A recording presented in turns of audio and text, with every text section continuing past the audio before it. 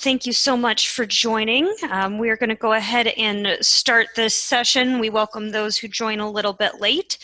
My name is Rebecca Trout, and I am the Program Director of the All-America City Awards here at the National Civic League. Thank you for those of us who have been watching today's presentations on either Zoom or Facebook Live, and sharing your energy and all of the great things happening in your community. This afternoon, we're actually going to transition to some more planned programming. We are being joined today by a number of experts to discuss well-being roundtable. It's a learning exchange that we typically do in person. We are trying to mix it up and do it virtually this year. So we will go over the 7 vital conditions of well-being, those being a thriving natural world, basic needs, humane housing, meaningful work and wealth, lifelong learning, reliable transportation, and belonging and civic muscle. And now I'm going to hand it off to the experts of this workshop. And first off, we have Monty from the Community Initiatives. Monty? Great. Greetings and thank you, Rebecca. I'm delighted to join you and help to facilitate this session on well-being. And as Rebecca had mentioned, in the past we've done obviously jumping around a little bit through the roundtables, and I think we still find a meaningful way for us to have a conversation in our Zoom rooms. And let me first just say, for some of you that are joining that are part of one of the All-America City Award communities, I've had the privilege to be one of the jury members this year and have been on listening to your communities and had a chance to read all the applications. So commend you all for all the extraordinary work you're already doing around advancing the health and well-being and equities, general equity within your communities. It's been really inspiring.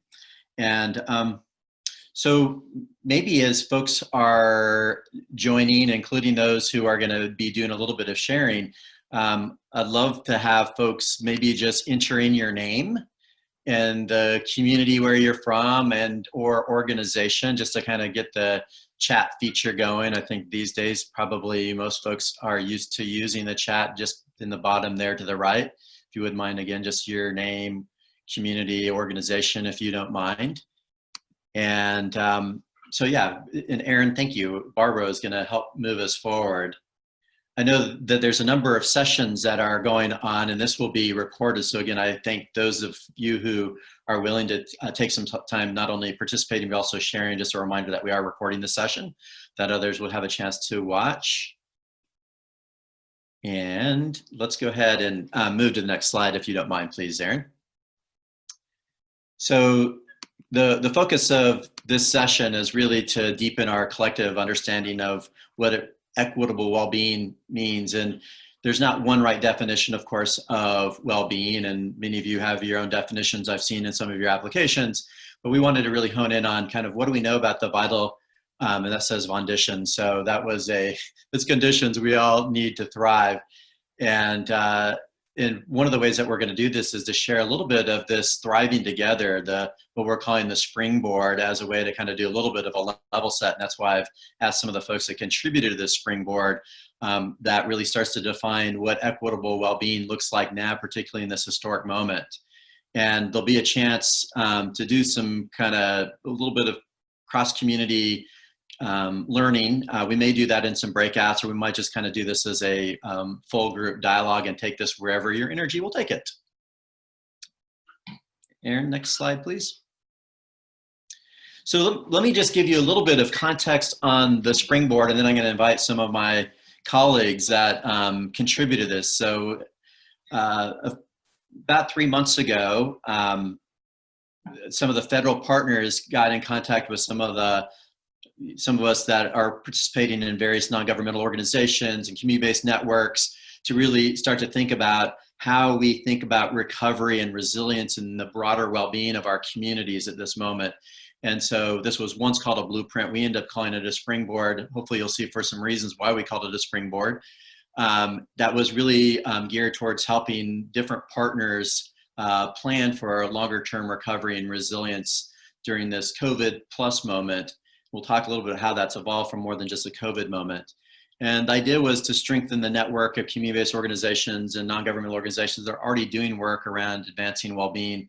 I know many of the communities and networks that you all are part of have been doing this work for some time, that we're building off a lot of work from different facets of the communities movement over the last few decades. So what I'll do is I'll share a little bit of context. I can invite some other folks in, and then just encourage you all, if you're having questions, ideas, feel free to chat those in, and we'll be providing some space for some additional dialogue. So little context for the springboard. This was created in 8 weeks during this very historic moment that I think we're expanding this notion of moment that we're still living in. And there were, it's kind of crowdsourced by a number of different authors, 52 different organizations and networks, a number of interviews from folks that have different lived experiences at working at the grassroots level, working across the country in these areas of equity and well-being. Then we had a number of folks that did some pretty heavy lifting on this. So we're calling these deep dive papers, and that's some of the leaders that you're going to hear from coming up, which really anchored a lot of the springboard by kind of lending their expertise that are largely organized around the vital conditions. We had a number of community dialogues, and much of this was really, again, rooted in the idea of place and in community, because we know that's really the sharp end of where well-being is actually created, where we live and where we spend most of our time. So what you'll see is a reflection of 8 weeks. Next slide, please. This is a slide, just a reminder, there's a lot of community voices. This was just one of the quotes that came from Imagine Fox Cities, which is a place-based regional effort in Wisconsin.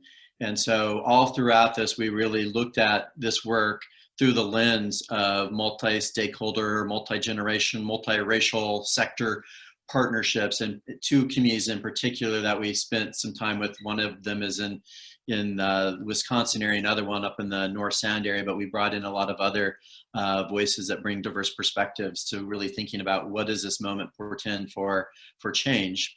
Next slide, please. So we'll make sure that you have access to Thriving Together, and don't expect you to digest all this, but we end up calling it really a springboard for equitable recovery and resilience. And as you can, on that right-hand side of this, just to give you a little bit of orientation to kind of how this springboard was put together, is really started with kind of recognizing this is a legacy moment, that not just, you know, this moment in time, but recognizing that a lot of what we're experiencing as communities are built upon all types of legacies and decisions and actions and investments from the inception of our country. Some of the historic trauma and exclusion that we're experiencing can be traced back, and some of the resilience and abundance of some of the traditions within our neighborhoods and our communities are all legacy decisions that we inherit from our predecessors, from our ancestors. And at this particular moment in time, that is certainly about COVID, public health, crisis, also an economic crisis, but also at the same time, a recognition at a really wide scale that we haven't had for a long time in this country, with uprisings for calls for racial and social justice. So this springboard was written at that moment to really think about not just well-being in general, but to really think about how do we make some pivots so that we're not moving back to the status quo. We're bringing forward some of the assets and strengths that we know that our communities need to thrive. And these, we've mentioned the term vital conditions. So each one of those thriving natural environment, basic needs, humane housing, are the vital conditions that have been emerging over time that relate to, some people might say, social determinants. It's not meant to be a particularly prescriptive framework, but it's an inclusive framework of the vital conditions that we know all people and places, no matter your culture, no matter where you are on the globe at some level, need to experience thriving. And so in the springboard, and you'll get a little bit of a flavor of this coming up, leaders and that you'll hear from actually offered up what are those pivotal moves that would help move our trajectories to more people and places thriving. There's also a place in the springboard when you have time that I think very much ties to what the All America City Award program is about, which is really renewing civic life, really seeing civic life beyond just voting, as important as that is right now, but really a co-production in all the different ways that culture and people participate in making and remaking their community, really rethinking and reimagining our economic life. So there's a lot of very specific ideas as well as some really broader questions around what does it take to create an economy that works for everybody, and then how do we really renew our emotional, social, and spiritual lives that play such an important role in how we show up in our civic life, in our economic lives, and our well-being. This advancing the movement piece is a shorter chapter, but just recognizing again that this is not new. We're really at a confluence moment in some ways. Next slide, please. So this is kind of just honing in on that same visual. So what the springboard around well-being looks at is one unifying and measurable goal, and that is around thriving. And some of you may know that Gallup for some time has been measuring thriving at a population level, and there's very specific ways that they and many of us have started to adopt this idea of thriving around how people are viewing their current life through a broad well-being frame, their mental, their emotional, their social, spiritual lives, their sense of purpose. And some of those indicators, and particularly some that really allow folks to look at where they are now in terms of their best possible life and how they're imagining their lives 5 years out, really help to drive a lot of how we think about struggling and suffering. And as Gallup and others have been measuring this, we can see how this current moment in time of real challenge is actually having a pretty sharp downward trend around how many people are experiencing thriving and how many people are moving from struggling and suffering. So our North Star is really all people in all places thriving. And to not see that as a Pollyannish goal, but something that's within our reach, especially as we start to look at making these vital conditions available to everyone. And then, of course, I've talked about those three pathways to renewal, which are kind of the longer term cultural changes. And the last thing I'll just say is that, again, we see this rooted in legacies. There's some meta stories in our country that I think we're reckoning with right now, including race equity and systemic racism. And we also have legacies that are rooted in each of our communities, in our regions, in our states. Again, some of those are assets for us, and some of them have been real barriers to well-being. And if we have time, we'd love to hear kind of how some of those legacies are playing out in your respective communities. Next slide. So and again, we'll send you links, but on thriving.us, you can get to all of this kind of gallery of actionable kind of pivotal moves, as well as some questions you can be asking. But just to orient you to what you'll see when you go to thriving.us is each of these vital conditions like humane housing, you'll see kind of a definition of what do we really mean by humane housing. It's somewhat of an intuitive concept, but we draw some boundaries around that. And then what are some real overviews or facts, and particularly given this moment in time? So what's led up to some of the challenges and opportunities around housing, and what specifically is brought on by this moment of kind of historic challenge and change going on.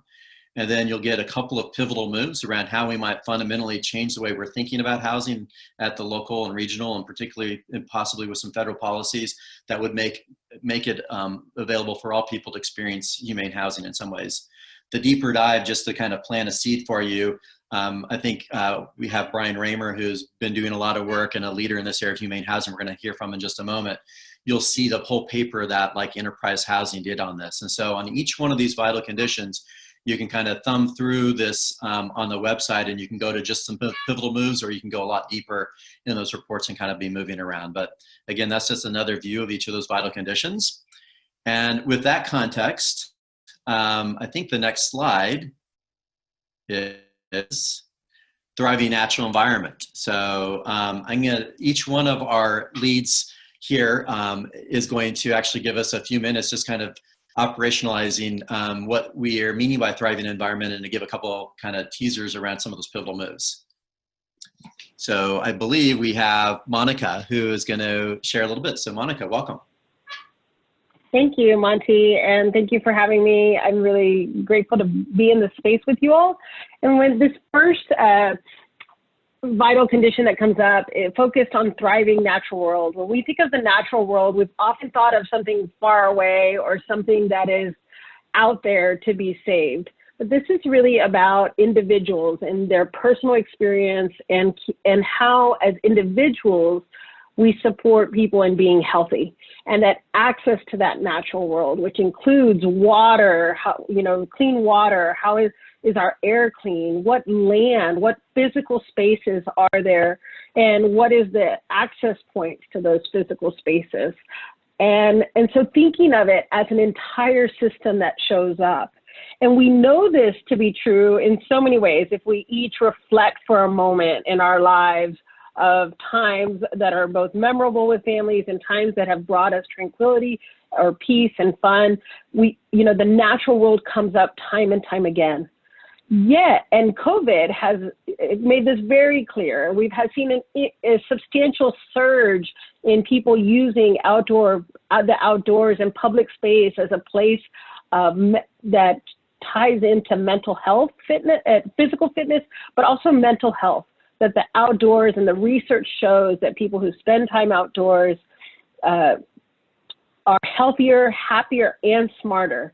That living in greener neighborhoods may offer, health benefits. That time outdoors in sunlight reduces stress levels and increases hormones that bring us relaxation. And so when we think of this, though, we recognize that not everybody has that same experience. Not everybody has the physical access to public green spaces. And even if they do, some of those public spaces are not inviting, or they may not feel welcome in those spaces. We know that in our physical environments, brownfields and polluted areas show up in higher proportion in low-income communities and communities of color. And we also need to think about that air quality. So when we start to think about how they show up, these experiences around the natural world show up disproportionately, we start to think about how do we shift this? What is the opportunities to shift it within cities? And looking at how these are interconnected and what systems and levers we have in place. And so one of the things that comes to mind is this access to parks. And I mentioned that not everybody might feel welcome in those spaces. So when we're looking to create new spaces or reimagine those spaces, how do we engage community in the process of developing the space? What is it they're looking for in those spaces? How do they engage in the outdoors? How do we switch the narrative of how people have thought of themselves outdoors so that they see themselves in the place? So that's thinking about how we co-design existing parks and open spaces so that they feel culturally relevant and physically accessible to people. And that's all ages and all races, right? And then we take a look at, we might be in cities where that physical access is that we don't have more green space. So how do we look within our cities to say, where could there be more access to public spaces? That might include something as creative as rethinking or imagining our libraries as places for connection. And also thinking about schoolyards. We know that we have schools embedded throughout our community in our cities. And so how can those schoolyards through city and school district partnerships become venues for nature connections and places that are built and designed with community in mind, as I mentioned earlier, and to be accessible at all hours so that those schools are not closed down during after school hours, but open to the public as physical access points to the outdoors. And thinking of that also from an access point for people, but also how we start to improve our physical environment. The schoolyards and our public spaces, we can build in green water infrastructure to prevent flooding and loss and build in pollinator habitats. Well, some of our work at Children Nature Network is with municipalities. In the city of Houston, we know that they had significant flooding from Harvey, and they're reimagining these outdoor spaces where they're building them out that in a way that will help to reduce flooding and also create spaces for people to enjoy and explore.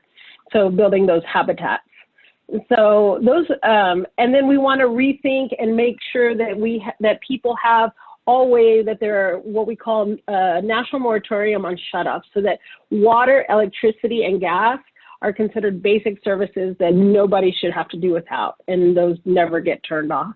So these are some of the ways it's showing up for us and how we activate to ensure that people have the experience, everybody has an accessible access to the outdoors and access to clean water, fresh air, to shift up how we have operated in the past. Thank you so much, Monica, and for all the good work at Children Nature Network. So, Laura from Wellbeing Trust. Hi, good afternoon, everyone. I'm Laura Blank. I am with Wellbeing Trust. I am a senior policy associate there, and just realized from looking at the chat that Monica and I are in the same city. I'm in Austin, Texas, as is she. And you know, what she says hits home for me in particular. Prior to being at Wellbeing Trust, I worked for the state of Texas and did a lot of work with the local health departments in Houston, and the devastation from Hurricane Harvey certainly was widespread and still is being experienced. So thank you, Monica, for all the work that you're doing. We at Wellbeing Trust were very fortunate to work closely with Monty and the wonderful team at Community Initiatives on this Springboard project, and we're one of the deep dive contributors under the Basic Needs for Health and Safety Vital Condition heading. And I will just say this because I feel like every time I see Monty from now until the end of the universe, this should be said, but thank you to you, Monty, for your incredible work on this very intense project, and for your team as well. It would not have been possible without you all. So thank you, always thank you. So the Basic Needs for Health and Safety section is very robust. There are 4 subheadings under this section, and that includes freedom from trauma, violence, and addiction, public health, healthcare, and food. And so within each of those sections, and I'm not going to read the description here because you all can see that, but just diving a little bit deeper into the subheadings, under each of those within the report, you will find several pivotal moves. And so I think combined, there are 17 pivotal moves under these 4 subheadings. And the organization that I'm with, Wellbeing Trust, we're a not-for-profit impact philanthropy formed by Providence St. Joseph Health in 2016. And we are dedicated to advancing the mental, social, and spiritual health of the nation. And so we were primarily involved in the freedom from trauma, violence, and addiction subsection within the basic needs heading. And we are focusing efforts right now around expanding the mental health workforce, which was one of the pivotal moves that was listed in that area. And specifically, the relevance for communities is around increasing capacity, capability, and resilience within communities. And to do that, we envision shifting mental health service and supports to community workers. And so, you know, there are many communities who are engaged at this to some level, whether that be, you know, with peer support programs or community health workers. Here in Texas, where I am, we have a really robust Promotoros program in the Rio Grande Valley. There are also, you know, some other models, nurse-family partnerships, but the goal really is to create systems which support mental health, help serve as a bridge and a complement to clinical care, and really equipping community members with skills and knowledge that are necessary to meet the needs that we're seeing, particularly post-COVID. We know that there are a lot of existing needs that weren't previously met through our healthcare system. We know that there are new emerging needs. There is uncertainty, fear, isolation. You know, the loss of jobs causes significant angst for folks. And so with a loss of job, you may also be losing insurance. And so thinking of novel ways to make sure that those needs are being met in the community, and also looking at this type of model as a multi-solver in addition to equipping communities with these skills and resources to address the needs that they're seeing. It's also creating meaningful jobs and hopefully helping with some of that angst that folks might feel from the economic losses that we're seeing in the midst of COVID. And, you know, for us, it's interesting to think about mental health and, you know, in contrast to physical health. And we talk a lot about integrating services within the clinical setting. But one of the things that I've heard recently that has really resonated with me is that when you have a physical illness, if you have a sore throat, your first thought is, oh, maybe I should go to the doctor. But when you're experiencing anxiety or depression, and so many of the things that we know folks are going through right now because of COVID, your first impulse is to reach out to somebody that you trust, somebody that you know. And we are really interested in tapping into those natural support systems to help support people within communities and connect them to care when it's necessary. So that's, where we have focused in our deep dive, and where we're looking at springboarding into the future and using some of the information and partners that have been part of this process to really think through these challenging problems. But I think, what I would say is that there is a lot of opportunity for action within the basic needs for health and safety category. And the solutions and successes are really going to rely on efforts at every level. So from the community, local and state government to the federal level. And so really excited about how we can inspire people to get involved and get engaged.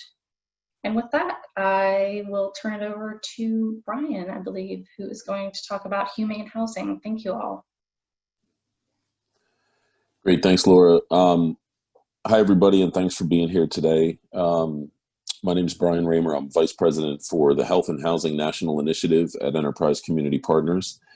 And, we had the privilege of putting together some thoughts and resources that fell into the deep dive around humane housing for the springboard. And like my other colleagues here, I think we both are grateful for the ability to kind of share these thoughts and these resources, but more importantly, I think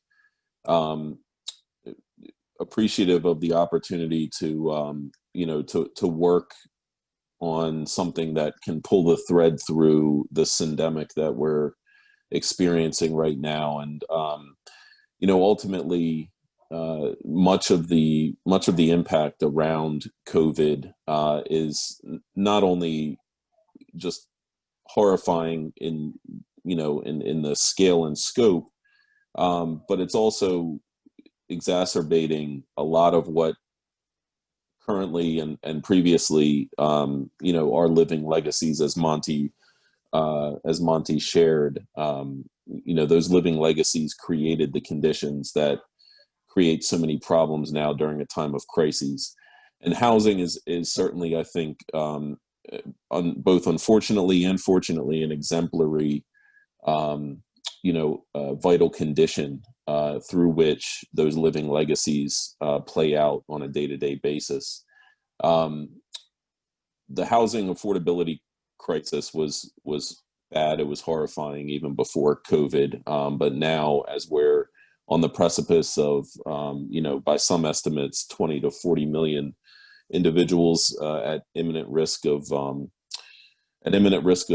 eviction, for instance, because of many of the things that Laura touched on, folks losing their jobs, not being able to support their families and certainly keep a roof over their head.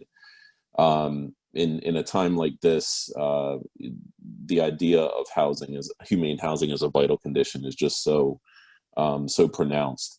So, what we wanted to do with this element of the springboard is really bring together a lot of the lessons and insights and tools and resources that us and certainly our partners have developed over the years in learning how to deal with emergencies, learning how to deal with climate disasters, hurricanes, natural disasters, etc., and really apply that through a lens of intergenerational well-being and the focus on resiliency. And so humane housing can really be thought of as kind of fostering opportunities to drive thriving for all through 4 key pathways. Number 1 is the stability pathway. So obviously having consistent, stable housing is something that has been at the forefront of many housing organizations and certainly advocates minds for a very long time. We still have, more than 2 empty, vacant investor-owned properties across this country for every 1 homeless person. So that alone should raise people's hair on the back of their necks. But the stability issue is certainly a well-being concern intergenerationally, primarily for children across the life course. But we also touch on the housing quality and safety issues. So the way that homes are built, constructed, the materials used, et cetera, also play into the idea of working towards a more environmentally just future when we think about green and sustainability being wrapped into that context. The third pathway is affordability. Obviously, being able to afford a quality, stable roof over your head and making that a home allows individuals much more control over their own destiny, and certainly control over the vital conditions that matter in other parts of their lives when it's you're not spending 60-70% of your total income on rent or mortgage. And then the last pathway is the community context or neighborhood pathway, and that's really how interdependent where you live certainly is in the context of the other kinds of services and vital conditions that are available to you and your neighbors. And so this is where we focused our work, and we touched on a lot of policy issues that Enterprise is currently working on, along with many of our colleagues in the affordable housing space.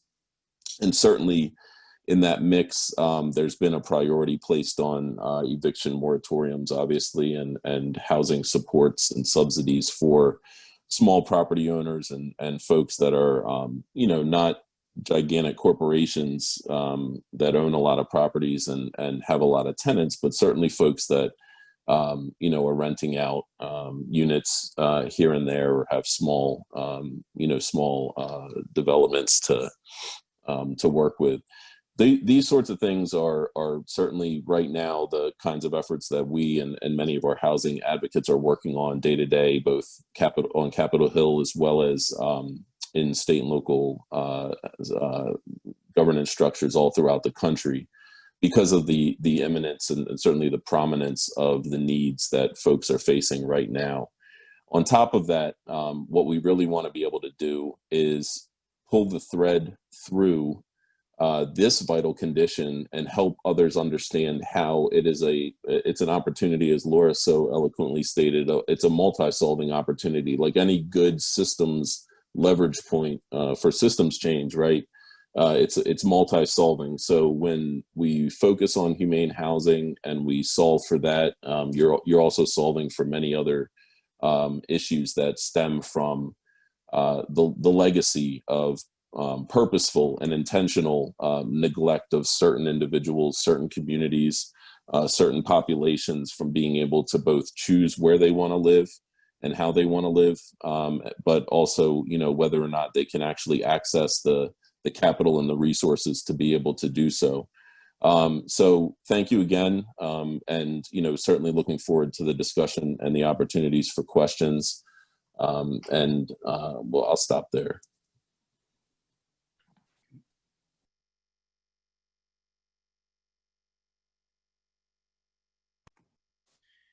Hi, I'm Parker Cohen from Prosperity Now, and I'm going to talk a little bit about the meaningful work and wealth section that we worked on. And I'd like to thank, first of all, everyone for being here, coordinate, and to the organizers for coordinating this effort, which was really wonderful.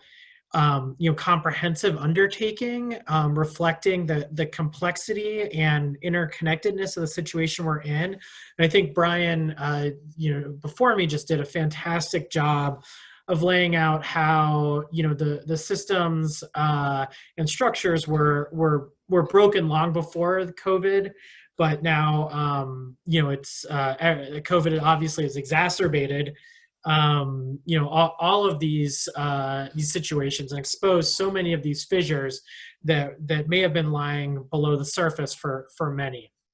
So regarding meaningful work and wealth. Wealth and work status are largely, very commonly shaped by conditions outside of an individual's control.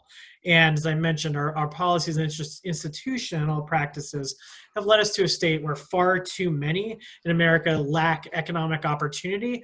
Far too many lacked it before COVID, and obviously right now we're still in the midst of an evolving crisis around work and wealth as COVID and its related economic crisis is wreaking havoc on so many lives. So, prior to COVID, we really saw an erosion of economic opportunity through work, where we had decades of stagnating wages, people who predominantly worked in low-wage occupations have inconsistent pay and inconsistent hours and are subject to income volatility as a result, making several other areas of their lives difficult to manage. The reduced power of unions has lowered job quality overall. The burden of benefits has been transferred from employer to employees, and all of these trends disproportionately impact households of color who are more likely to work in low-wage positions, have lower job quality, and poorer benefits. And relatedly, we have a very inequitable financial stability situation and wealth situation. So around basic financial stability, 37% of U.S. households and 58% of households of color lack basic, within the U.S., lack a basic level of savings to subsist at the poverty level for 3 months. This was prior to COVID. We don't have new data now. And Brian got at this a little bit. We have a growing wealth divide in 2006 that driven in large part by our historic practices and laws around housing. Where in 2016, white households had $171,000 in wealth at the median, while Black families had $17,000, Hispanic families $21,000, $65,000 for those who are of multiple races or other. One thing we really tried to approach this with is connecting work and wealth to overall well-being and physical and mental health. So, it's an area that we work on at Prosperity Now, and the way we look at it is, poverty and financial security can lead to toxic stress, chronic disease, and other poor mental and physical health outcomes. And at the same time, the converse is true. So healthcare and its associated costs can lead to financial vulnerability, financial ruin. If you have a chronic condition, can lead to long-term costs over a long period of time and have an big impact on your financial security. Obviously, housing plays a big role in this, as do all of these other domains.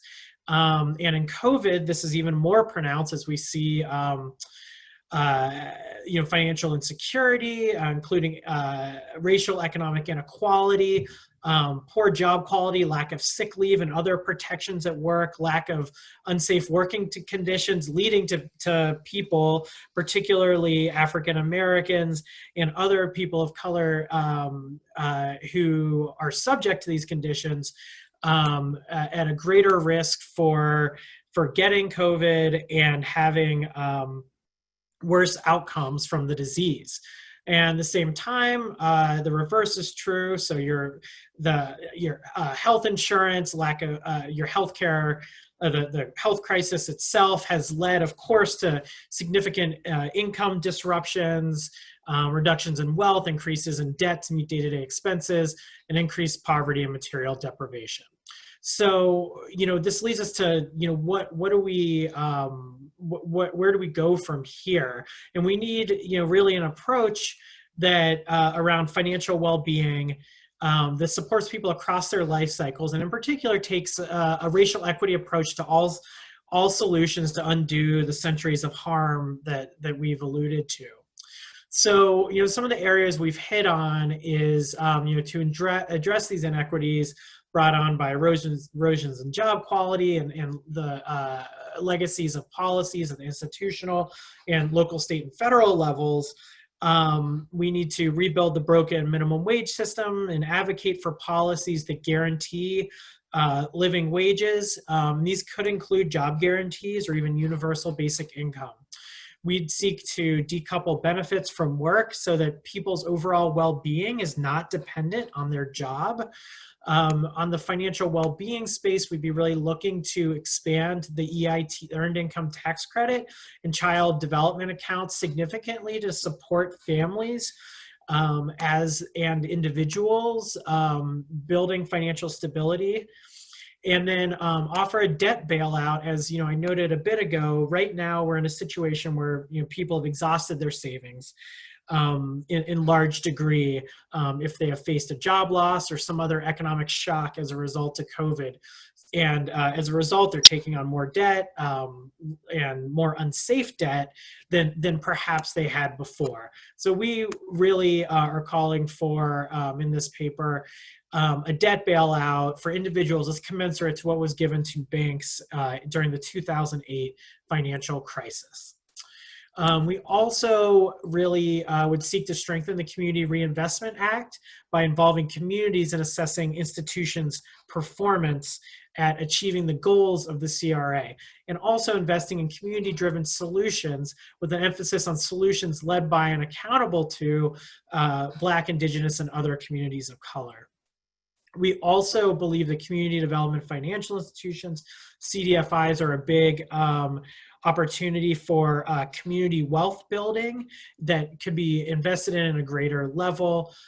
We would seek to infuse capital into these CDFIs to build the capacity of entrepreneurs of color to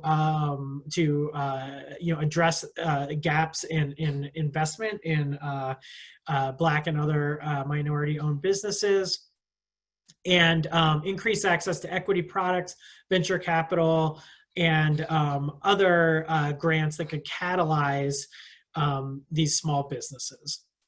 And we really, we have other efforts in here that are highlighted, like universal access to banking through postal banking. And we really also highlight the need to turn our tax policy right side up. Right now the current tax system rewards the rich, misses the middle, and penalizes the poor. And by turning this tax code upside down and really investing in individuals and communities, we can accomplish all of these things that I've mentioned that can really support people in building, building wealth and achieving meaningful work. So that's it for me.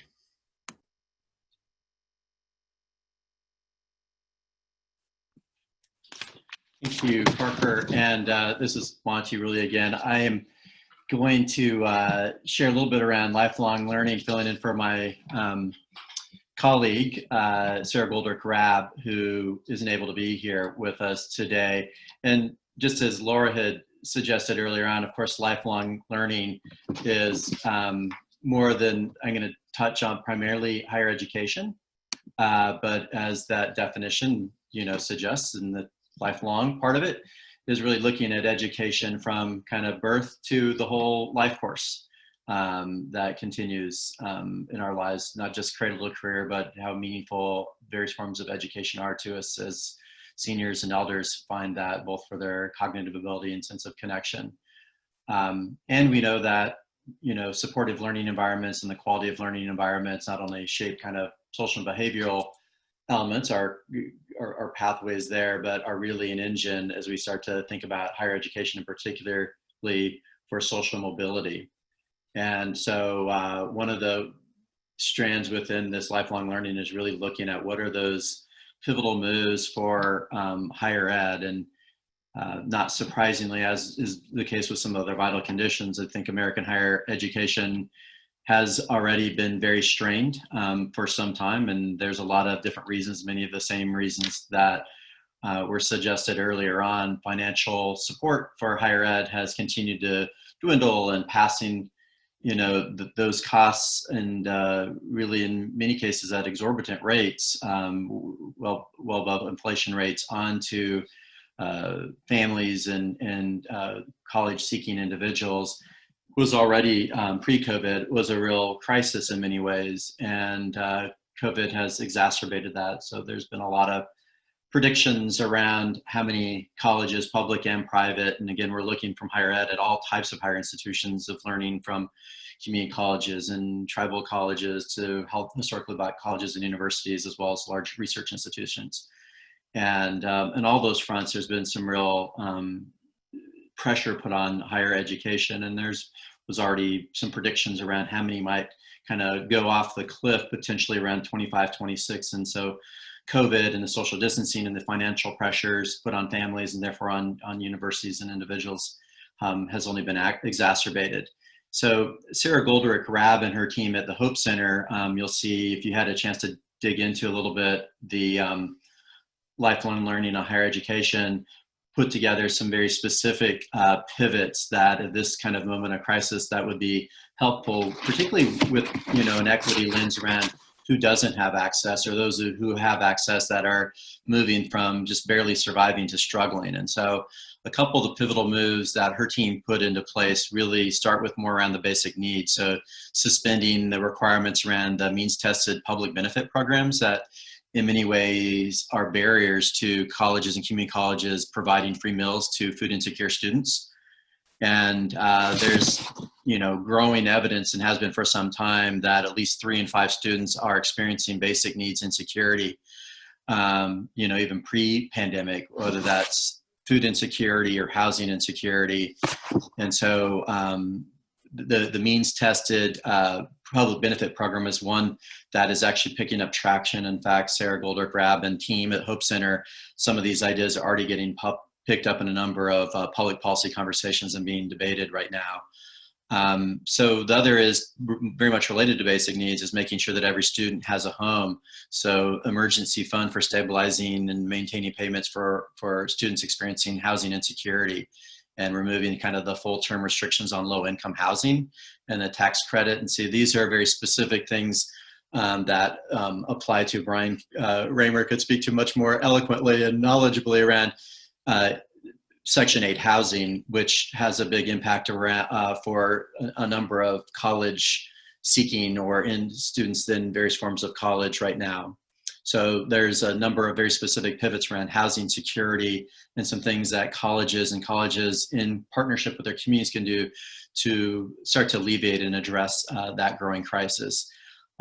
Looking a little bit more broadly, there's a pivot around really expanding work opportunities and really expanding the federal work study program to adjust allocations of that formula and who's available for that formula and how many resources come through that. And that's tied to kind of a multi-solving area of really bolstering student engagement, their sense of civic mindedness and community service, which is another big area connected to well-being that of course goes beyond just basic needs, is are particularly given the polarized environment that we find ourselves in, and the importance of growing the capacity of people. We'll talk about civic muscle here in a moment, to really engage productively across differences. Higher institutions really play an important role in that. So work study opportunities are just one pathway to that.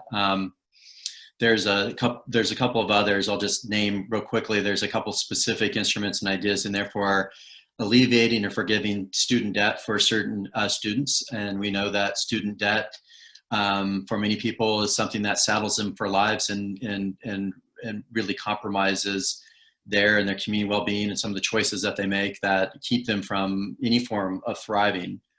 The one thing that I heard a little bit this morning of some of the All-America City Award communities doing, which I think is really inspiring, is really seeing our institutions of higher learning as anchor institutions. So we haven't touched on specifically in a lot of ways. One of the deeper dives is around food security, but just how institutions like higher learning are able to kind of use the power of procurement to fundamentally change the food system that surrounds them as purchasers, or how they make food more accessible and affordable to their students, but also to the community by being good partners and purchasers Likewise, same with as it relates to housing, is how do they really use their dollars and how they hire people within the community, hiring more diverse voices and perspectives within their community to actually serve as a model for the community around the type of thriving that we seek.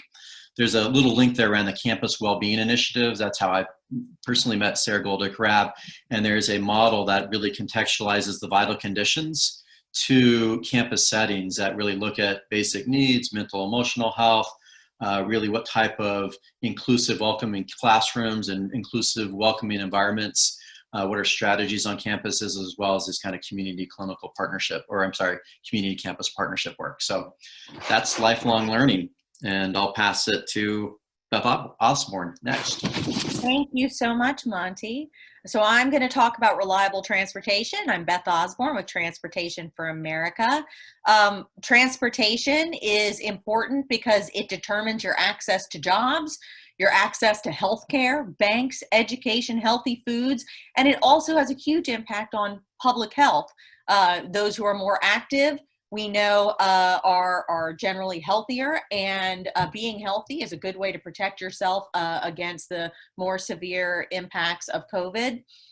It also is important to public health because a poorly designed transportation system like the one we have today results in people outside of a car being harmed seriously or killed.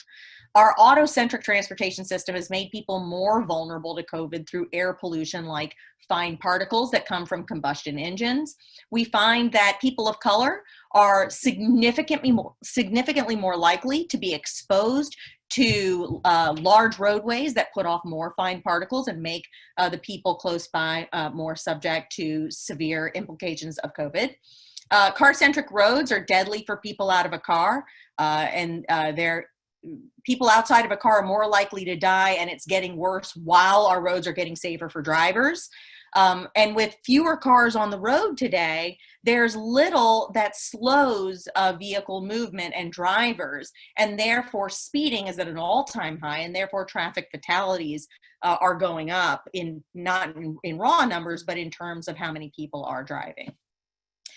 There's more demand for walkable communities, but they're very hard to build. In fact, they're often illegal to build between development rules that prevent the traditional neighborhood where you've got clustered development, where people live close to groceries and hardware stores and restaurants and things like that. And our roadway standards that prioritize high-speed vehicle movement over human safety.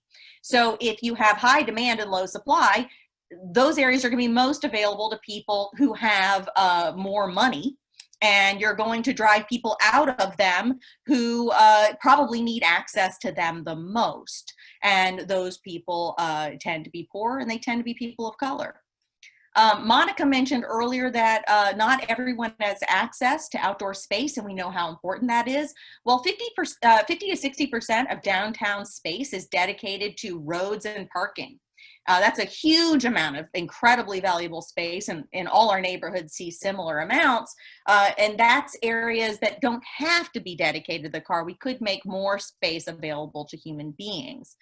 And lastly, households without cars are at an even greater disadvantage during this pandemic. We have seen states and localities require people to drive to facilities and stay in their cars in order to get or even apply for unemployment benefits or get COVID testing. And so we've heard stories about people having to leap into strangers' cars in order to get tested for COVID. I don't have to explain why that is truly bad for everyone. We got here because the national and state transportation programs were created to build highways to move cars quickly. It was supposed to be a new option of travel, but it ended up supplanting all others. The program was deployed in a way that was originally overtly racist. It was called urban renewal, where we wiped out minority homes, mostly Black homes and businesses, for highways that went through the neighborhood, or if it didn't supplant minority homes and businesses, it cut that neighborhood off from jobs and necessities. So you could see across the highway to the things you need. You just couldn't get there without having to go a very long way around. Today, the racial impact is more of a secondary effect of prioritizing the movement of people who can drive themselves over those who can't. And long trips through a community over short ones around a community. I do want to point out, like many of my colleagues here, that COVID has spotlighted these problems, not created them. More people are, however, transit dependent than ever, along with losing housing and housing insecurity. We find people who do have a car having their cars repossessed, because if you can't pay for a home, you probably can't pay for a car either. And we've also recognized that we're really all transit dependent. It just doesn't do me a whole lot of good to drive down to the hospital. The people I need to take care of me can't get there. But COVID has also shown us that change is quite possible. While transit, I'll start with the bad news, go to the good news. Transit revenues have plummeted, but transit is more essential than ever. 36% of essential workers use transit. If transit is cut, those essential workers either can't get to work or they're put on crowded buses on the way to take care of sick people or handle food. That's not good. So we need to provide sustained operating support to preserve and even expand transit. We started out really strong. Congress provided $15 billion in operating support to transit around the country. We have more needs now, particularly for the largest transit systems and the smallest transit systems, particularly rural transit. And we're waiting on Congress to act, and it's not looking great. So that's going to be something we'll have to redouble efforts on. We also should ensure that any sort of economic stimulus or transportation bill really focuses on expanding transit. We shouldn't just have transit eke along. We should strengthen it, because we've always provided substandard transit by underfunding it and prioritizing the roads over transit. We don't have to continue that way. We also need to make sure that transit can remain safe for the riders and the drivers. And that's going to include having funding for PPE, but also putting up plexiglass shields to protect the transit operator, changing ventilation systems, closing some seats to make sure there's space between passengers, rear boarding, going fare free, which means we need new sources of funding to maintain the system, and other such acts. We also need to focus on those roads that are giving all of our public space away to cars, because they determine whether or not transit can move efficiently, whether or not you can reach transit safely, and whether or not you have space to move about. And we're also finding making more space available to people means businesses can open, restaurants can open, because you can spread people out. So we've seen some very exciting activity around the country. I'll point to a few, but really there's too many to name.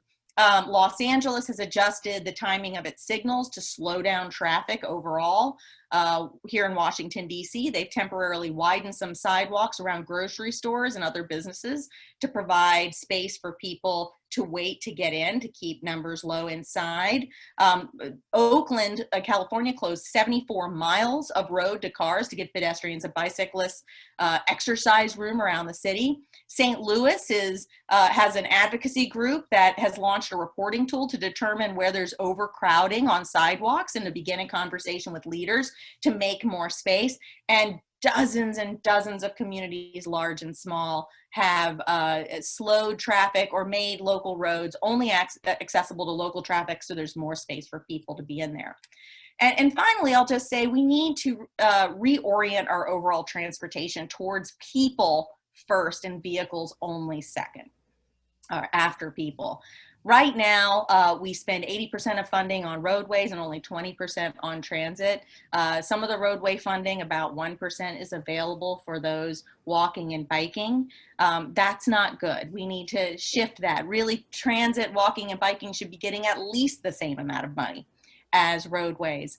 We need to focus on our existing infrastructure in existing communities before we build something new out on the fringe that will just drive up congestion and create a demand to blast through neighborhoods and dislocate people. It's still happening in states from Louisiana to Texas, where people of color are being dislocated to make driving more convenient. We take away people's homes. We can't just fix things. We need to make it better. We need to make those roads safer so that people can move around their neighborhoods without having to get in a car. And we need to define our success based on whether or not we've effectively connected people to the things they need, which we can measure using programs very much like Google Maps. We just haven't deployed it to this program. Right now, the success of the transportation system is solely reliant on whether or not vehicles are moving quickly. If they're moving quickly, even if you never arrive at your destination, that is an A+ system. If they're moving slowly, even if you get there quickly, that is a problem. And we need to flip that and look at whether or not people are getting where they need to go. And that is all I have to say on reliable transportation.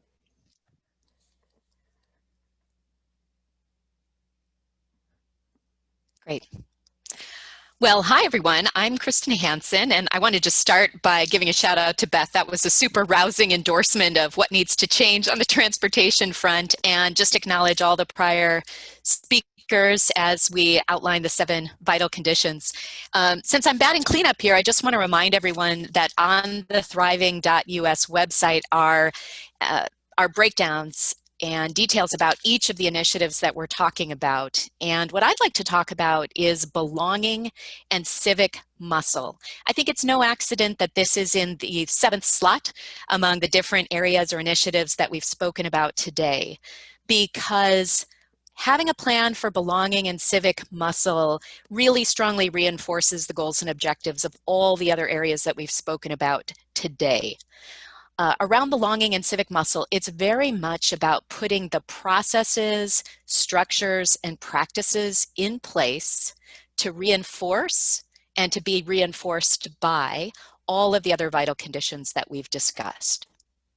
But I also want to highlight the fact that when we talk about belonging and civic muscle, these are connected thoughts, but they're 2 different things, and I wanted to break it down just a little bit and start by talking about belonging.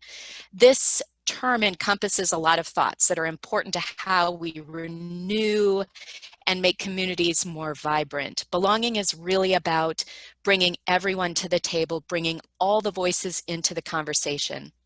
And it's so important to think about belonging, because when you do, you're actually tackling a lot of different conditions, problems at the community level simultaneously. We know, for example, that we have a growing issue, a crisis, in fact, around loneliness and isolation. It was there before coronavirus. It's worse now. So addressing loneliness and isolation problems within the community by helping people to feel a sense of belonging and connection within their community is absolutely critical.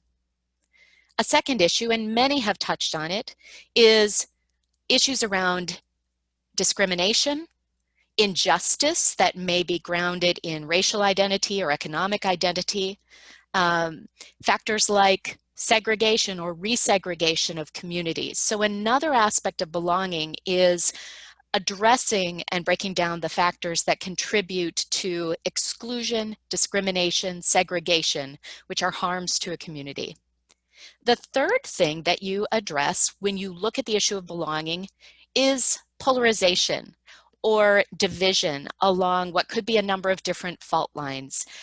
We see polarization in our country at the national level, but increasingly the issue of polarization is cascading to the local level. Everything is becoming nationalized, if you will, and many, many themes and issues are polarizing even at the very local level.